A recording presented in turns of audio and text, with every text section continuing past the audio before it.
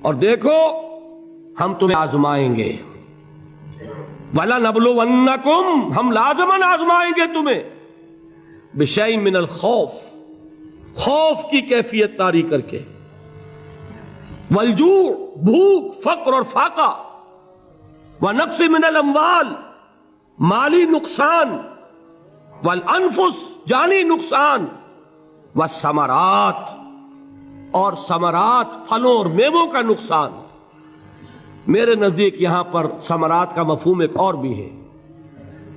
ایک تو صاف تھا کھجور کی فصل تیار ہے، غزوہ تبوک جانے کا حکم مل گیا، کون اتارے گا؟ اور کھجور وقت پر اتری نہیں، برباد ہو جائے گی۔ یہ ہو رہا ہے نا میووں کا نقصان۔ اور میرے نزدیک یہاں یہ بھی ہے، بسا اوقات بہت سی محنتوں کا نتیجہ انسان دیکھتا ہے کہ ضائع چلا گیا، میں نے 10 سال محنت کی، حاصل کوئی نہیں نکلا۔ یہ ثمرات کیا ہیں؟ محنتیں، محنتوں کے ثمرات کا ضیاع۔ کوشش آپ نے کی، قسمت کی خوبی دیکھی ہے، ٹوٹی کہاں کمن، 2-4 ہاتھ جب کے لبے بام رہ گیا۔ Be prepared. ایک شاعر کے یہ اشعار ہیں، وہ کمیونسٹ تھا، میں نام بھی نہیں لیتا، لیکن یہ کہ یہ اسی انقلابی، چونکہ ان کا بھی ایک انقلابی نظریہ ہے، انقلابی عمل میں یہ سارے مراحل آتے ہیں۔ کوئی سیٹ بیک آیا، فرض کیجئے کوئی ناکامی ہو گئی، تو اپنے ساتھیوں کو دل بندھانے کے لیے یہ فصل امیدوں کی ہمدم اس بار بھی غارت جائے گی، سب محنت صبحوں شاموں کی اب کے بھی اکارت جائے گی۔ میرے نزدیک یہ ثمرات کا جو لفظ یہاں آیا ہے، وَنَقْصٍ مِّنَ الْأَمْوَالِ وَالْأَنفُسِ وَالثَّمَرَاتِ، سب محنت صبحوں شاموں کی اب کے بھی اکارت جائے گی۔ دھرتی کے کونوں کھدروں میں پھر اپنے لہو کی کھاد بھرو، پھر مٹی سینچو اشکوں سے، پھر اگلی رت کی فکر کرو، پھر اگلی رت کی فکر کرو، جب پھر ایک بار اجڑنا ہے، ایک فصل پکی تو بھر پایا، تب تک تو یہی کچھ کرنا ہے۔ ایک مقصد ہے سامنے، انقلاب برپا کرنا ہے۔ ایک کوشش ناکام ہو جائے کوئی پرواہ نہیں، نیکسٹ، پھر تیار رہو ناکامی کے لیے۔ ایسا نہ ہو جو انگریزی میں کہتے ہیں hope for the best but be prepared for the worst. ایسا نہ ہو کہ دوسری مرتبہ ناکام ہو کے بددل ہو جاؤ، تمہاری ہمتیں جواب دے جائیں، نہیں، پہلے سے تیار رہو کہ دوسری مرتبہ بھی ناکامی آئے تو آئے، لیکن جب تک کہ کامیابی حاصل نہیں ہوتی ہمیں یہ کام کیے چلے جانا۔ دیکھیے سیرت میں آیا کہ نہیں یہ واقعہ؟ بدر میں مسلمانوں کو فتح ہوئی تو احد میں زک پہنچی کہ نہیں؟ 70 صحابہ شہید ہوئے کہ نہیں؟ اگر ان کی ہمتیں جواب دے جاتی تو گاڑی کیسے چلتی آگے؟ تو فرمایا وَلَنَبْلُوَنَّكُمْ بِشَيْءٍ مِّنَ الْخَوْفِ وَالْجُوعِ وَنَقْصٍ مِّنَ الْأَمْوَالِ وَالْأَنفُسِ وَالثَّمَرَاتِ، ہم تمہیں لازماً آزمائیں گے، خوف کی کیفیت سے، فقر و فاقے کی کیفیت سے، بھوک سے، جان کے نقصان سے، مال کے نقصان سے، محنتوں کے حاصل کے ضائع ہو جانے سے۔ وَبَشِّرِ الصَّابِرِينَ، اور اے نبی بشارت دیجئے صبر کرنے والوں کو، الَّذِينَ إِذَا أَصَابَتْهُمْ مُصِيبَةٌ، وہ کہ جب ان پر کوئی تکلیف آئے، کوئی مصیبت آئے، کوئی آزمائش آئے، قَالُوا إِنَّا لِلَّهِ وَإِنَّا إِلَيْهِ رَاجِعُونَ، وہ یہ کہیں کہ ہم اللہ ہی کے ہیں، اللہ ہی کی طرف لوٹ جانا ہے۔ یہ وہی انداز ہے جو میں نے فارسی کا شعر سنایا تھا آپ کو کہ سرے تسلیم خم ہے جو مزاج یار میں آئے۔ وہ ہمارا مولا ہے، ہمارا آقا ہے، اگر اسے یہی منظور ہے تو ہمیں بھی یہی منظور ہے۔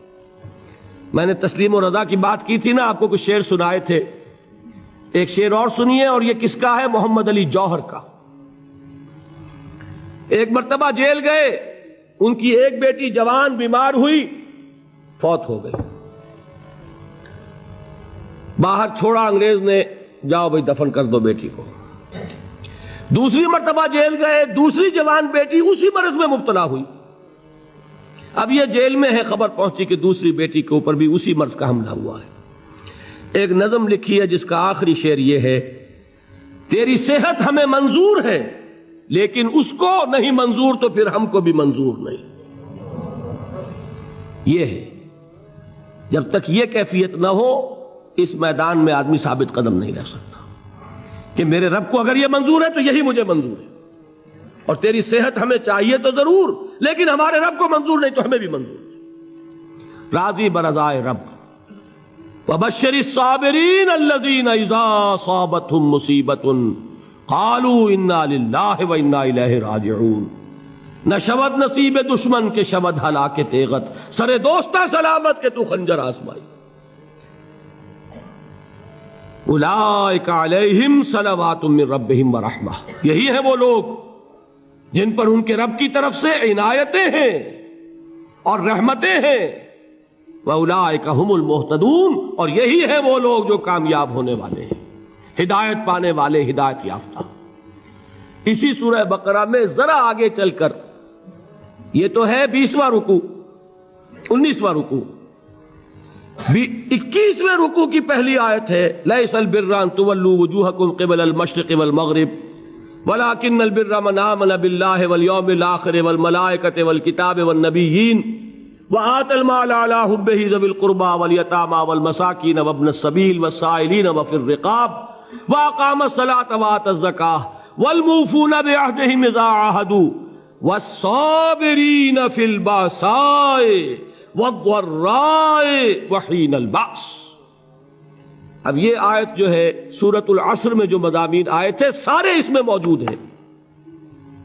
وہاں ایمان کا لفظ آیا، یہاں 5 ایمانیات کی تفصیل آ گئی، اعمال کی تفصیل آئی، اور آخری بات وہاں کیا ہے وَتَوَاصَوْا بِالصَّبْرِ، اور یہاں کیا ہے وَالصَّابِرِينَ فِي الْبَأْسَاءِ وَالضَّرَّاءِ وَحِينَ الْبَأْسِ، اور صبر کرنے والے، اصل نیکی ان کی ہے جو صبر کریں، کس میں؟ جنگ کے وقت، ذرائے، بأسائے، بأسا کہتے ہیں فقر اور فاقہ، واحد آئے گا باس تو اس کے معنی جنگ، اور بأسا جمع میں آئے گا تو فاقہ، فقر، بھوک، اور ذرائے جسمانی تکلیف، ضرر، جسمانی تکلیفوں میں صبر کرنے والے، فقر اور فاقے میں صبر کرنے والے، اور جنگ کے وقت صبر کرنے والے۔ اولئک الذین صدقوا واولئک هم المتقون، یہ ہیں وہ لوگ جو صبر کرنے والے ہیں، یہ ہیں جو سچے ہیں، جو اپنے دعوے میں نیکی کے اور ایمان کے صادق ہیں، اور یہی وہ لوگ ہیں جو متقی ہیں۔ اگلی سورت ہے سورہ آل عمران، اس میں 2 لفظ آئے ہیں، آخری آیت یا ایھا الذین آمنوا اصبروا وصابروا ورابطوا واتقوا اللہ لعلکم تفلحون۔ دیکھیے یہاں صبر اور صابر جو تعلق جہد اور جہاد کا ہے وہی ہے صبر اور مصابرت۔ صبر ایک طرفہ عمل ہے، آپ جھیل رہے ہیں، برداشت کر رہے ہیں، صبر علی المعصیہ، صبر علی الطاعہ، صبر علی الابتلاء، یہ سب کیا ہے؟ صبر۔ اور مصابرت کیا ہے؟ صبر کا صبر سے مقابلہ۔ یہ سورہ آل عمران، اب وقت نہیں ہے میں آپ کو سناتا اللہ تعالیٰ نے کیسے کیسے مسلمانوں سے کہا، مسلمانوں تمہیں زک پہنچی ہے تو انہیں بھی تو پہنچی تھی، ان کے 70 نہیں مارے گئے تھے بدر میں، ان کے حوصلے جو ہیں وہ تو پست نہیں ہوئے، وہ اگلے سال آ گئے تم پر چڑھائی کر کے، تم کیوں اتنا برا مان رہے ہو؟ تمہارے دل اتنے زخمی کیوں ہو گئے؟ تمہیں تکلیف پہنچتی ہے تو انہیں بھی پہنچتی ہے۔ اپنی غیرت جو ہے ہمیں ذرا اس کا جائزہ لینا چاہیے۔ لوگ باطل نظریات کے لیے کتنی قربانیاں دے رہے ہیں، لوگ باطل چیزوں کے فروغ کے لیے کتنی محنتیں کر رہے ہیں۔ جیسا کہ میں نے ابھی کہا تھا، اسی غیرت کو چیلنج کرنے کے لیے، ذرا آپ کی حمیت دینی کو جوش دلانے کے لیے، قادیانی نوجوان کتنی تعداد میں اپنے آپ کو دین کے لیے وقف کرتا ہے، اور آپ کتنے نوجوان ہیں جو اپنے آپ کو دین کے لیے وقف کر دیں، اور ہوں وہ کھاتے پیتے گھرانوں کے لوگ۔ یہ نہیں ہے کہ اگر کوئی اور کام نہیں کر سکتا تو پھر یہ ہے کہ وہ دین کے کام میں لگ جائے۔ باصلاحیت لوگ، کھاتے پیتے لوگ، ذہنی استعداد رکھنے والے لوگ، اونچے گھرانوں کے لوگ، وہ وقف کریں اپنے آپ کو دین کے لیے۔ اس کے بغیر کیسے باہر آ جائے گی، کیسے رونق آ جائے گی؟ تو دنیا میں باطل نظریات والے جو ہیں، یہ بات کہی گئی ہے، مسلمانوں تم اگر توحید کے لیے لڑ رہے ہو، دیکھتے نہیں ابو جہل کو، اس نے گردن کٹوائی ہے شرک کے لیے، شرک کے لیے گردن کٹوائے، اور تم توحید کے لیے گردن کٹوانے کو تیار نہ ہو. اس نے گردن کٹوائی کہ نہیں کٹوائی؟ اور کس طرح کٹوائی ہے؟ کیونکہ بڑا متکبر قسم کا، فرعون قسم کا شخص تھا. جب گردن کاٹنے لگے تو کہتا ہے ذرا نیچے سے کاٹنا، تاکہ جب تم نیزے کے اوپر چڑھاؤ میرے سر کو تو اونچا نظر آئے، معلوم ہو سردار کا سر ہے. وہ بدبخت مرتے ہوئے بھی جو اس کی کیفیت تھی نا، اس کو ذہن میں رکھیے. تو یہ اس لوگوں نے قربانیاں دی، جانیں دی. تو فرمایا اگر تم ان سے زیادہ قربانی نہیں دو گے، یہ جو نوٹ کر لیجئے اس کو، مجرد اگر حق کو غالب کرنا اللہ کے ذمے ہو تو آنے واحد میں غالب کر دے گا، تمہیں تکلیف ہی دینے کی ضرورت نہیں. سمجھ رہے؟ کیا اللہ کے مقابلے میں کوئی باطل کی طاقت ٹھہر سکتی ہے؟ یہ تمہارے ایمان کا امتحان ہے، یہ تمہارے خلوص کی آزمائش ہے، یہ تمہارے امتحان کا ثبوت درکار ہے کہ اللہ تعالیٰ دیکھنا چاہتا ہے تم اس کے لیے اپنی جانیں قربان کرنے کو تیار ہو کہ نہیں، تم اس کے لیے تن من دھن لگانے کو تیار ہو کہ نہیں. اور یہ جان لو کہ اگر کفار اور مشرکین اور ملحدین اور باطل نظریات والے وہ جو کچھ قربانیاں اپنے باطل نظریات کے لیے دے رہے ہیں، ان سے زیادہ اگر تم نہیں دو گے تو حق غالب نہیں ہوگا. انہوں نے جو صبر کیا ہے اپنے باطل نظریات پر، اگر تم اس سے زیادہ صبر کا ثبوت نہیں دو گے اپنے اس حق پر تو حق غالب نہیں ہوگا. اس لیے فرمایا یا ایھا الذین آمنوا اصبروا وصابروا. نہ صرف یہ کہ صبر کرو بلکہ صبر میں اپنے دشمنوں سے آگے نکلو، ان کے صبر سے بڑھ کر صبر کرو. ورابطوا، مرابطہ کہتے ہیں چوکس رہنا، ہوشیار، پہرا دو. ایسا نہ ہو کہ دشمن جو ہے غفلت میں تمہارے اوپر کوئی حملہ جو ہے کر بیٹھے. واتقوا اللہ، اور اللہ کا تقوی اختیار کرو، لعلکم تفلحون، تاکہ تم فلاح پاؤ.